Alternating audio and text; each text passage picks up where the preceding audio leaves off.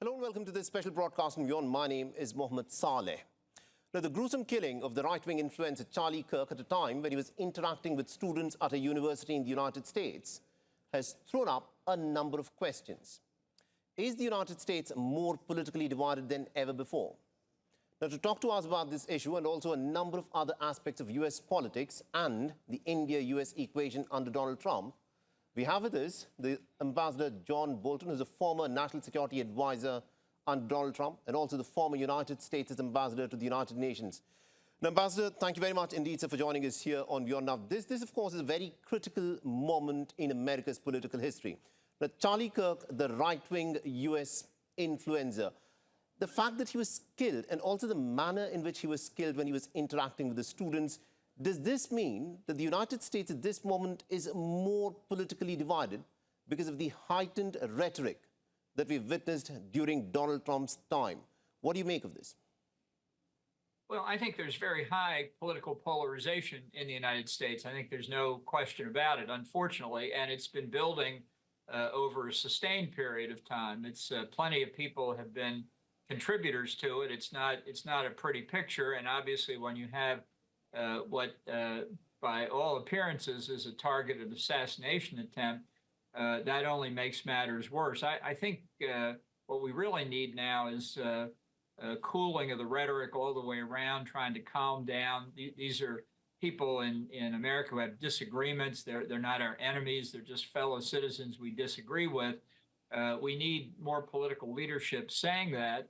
And it's not a question of saying, well, we're picked on more than the other side's picked on. This is unacceptable to silence political debate this way. And I think the American people as a whole really would like to see this partisanship go down, but it requires political leadership kind of across the board. We're not seeing it yet, but there's still hope.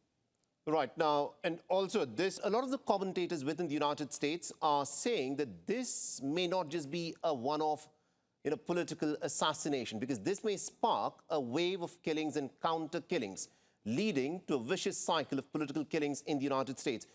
Do you think that can happen here? Well, I certainly hope it's not going to happen, and I think one way to maximize the chances that it won't happen is for political leaders, starting with the president, members of Congress, governors, on down the line, to say that people need to take a step back here. This is a time of mourning for Charlie Kirk's family.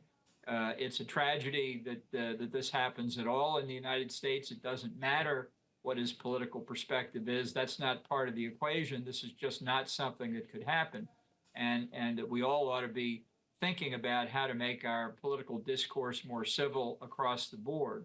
And I think the more political leaders that are willing to say that, the greater the chances we can find a way out of this very deep partisanship that we do have. And Ambassador, something that is ironic that's been pointed out by a lot of people is that the gunman shot dead Charlie Kirk at a time when he was asked a question about mass shootings in the United States of America. This again throws up the question of easy access to guns. The killing of Charlie Kirk, do you think this will make the American people across the board, the right wing, the left wing, people who are for bearing arms, to rethink about the Second Amendment, which gives the Americans the right to keep and bear arms? Well, I think that's unlikely. I think this is more a question of who has access to weapons. Some people shouldn't have access to weapons. But undoubtedly, there'll be a vigorous debate about it. And I think one thing we ought to do is wait and see to learn more about who the shooter was and what his or her access to the weapons was. And so that to me is part of calming the rhetoric down. And there'll be debates about gun control in due course. There's no doubt about it. Now, the 11th of September, it just went by, marks 24 years since the Twin Tower attacks. Now, in the wake of Charlie Kirk's killing, do you think the United States has been successful in dealing with what is to be described as homegrown terror within the United States of America? Well, I think that it's hard to argue that there's some kind of organized network out there. I think there are a number of what appear to be discrete incidents. And one of the questions that really requires careful consideration is how many of these people are suffering from mental disorders, that they're not actually motivated by their political ideology on their own. They're going after prominent people that they see that because it triggers something in their emotionally disturbed state that causes them to do something like this. I don't think we fully understand it, and I think we make a mistake when we jump too quickly to the assumption that this is an act of political assassination as opposed to the behavior of somebody who really needs treatment and should have gotten treatment before and shouldn't be allowed access to weapons. You know, the motivation of this individual will come out as the investigation progresses. Now, Ambassador, I want to change track. I also want you to weigh in on President Donald Trump's pick, Sergio Gor, who is to be the U.S. ambassador to India. But what is interesting that he's also Donald Trump's special envoy for South and Central Asian affairs. You know, how should India look at this? Is this an attempt by the Trump administration to re-hyphenate India with Pakistan and to club South Asian region with Central Asia? Well, it would be a big mistake if that were true. Frankly, I'm surprised Sergio Gor knows where India is on a map. I don't really know what went into the thinking of the Trump administration to make this nomination. I've said repeatedly, I think the U.S.-India relationship is the most important one for us, for the world as a whole in this century. And what we ought to have is somebody who knows India well and can advance the relationship. And I don't have any confidence Sergio Gor is the right person. Right, and also to talk a bit about the tariffs that the Trump administration has imposed on India, 50%, which is the highest that has been imposed on any other nation. Now, a lot of commentators have said that this is essentially a bullying tactic, an attempt to try and, arm twist India to agree to a deal that Donald Trump wants India to sign, but that's not going to happen. Do you think this tariff negotiations and the manner that things have been said and done has actually made things a little bit more difficult in the India-U.S. equation? I think they definitely have made things more difficult, and I don't see that Trump really understands that. The 25% add-on for purchasing Russian oil and gas, for example, he's now apparently recommending to the G7 and the Europeans that they add tariffs to India and China for purchasing Russian oil and gas, when he's still not recommending sanctions against Russia for selling it, which is the source of the problem.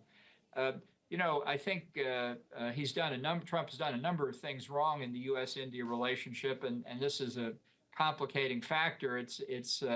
I wish we could work it out in some other way and find a way to deal with the main problem here, which was what started with Trump on the 25% extra tariff, which is Russia's unprovoked aggression against Ukraine. My final question to you, Ambassador, is this. The manner in which the tariff negotiations have gone on, it has made India to rethink. And a lot of people have said that it's also pushed Russia, China, and India closer together. Do you think this is a blip that has happened purely because of Donald Trump's personality?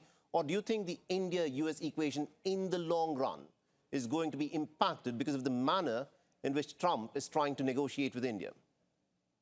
Well, I think it will have an impact in the long run. Hopefully it can be corrected. I think it's important to remember, although it seems like it'll be a long time, Trump only has 3.5 years left in office, less than that, actually. And the way he has performed, whether it's on tariffs, on India specifically, or on a range of other international matters, are not things that were debated in the 2024 campaign, not things voters of the United States have really spoken on. So I think we have to think of the long term here, because the long term threat, both in the Indo-Pacific and really globally, is China. And it presents issues that we have to work together on, notwithstanding Trump's behavior. All right, we'll have to leave it there. Thank you very much indeed, Ambassador Bolton, for joining us with that perspective. Thanks for having me.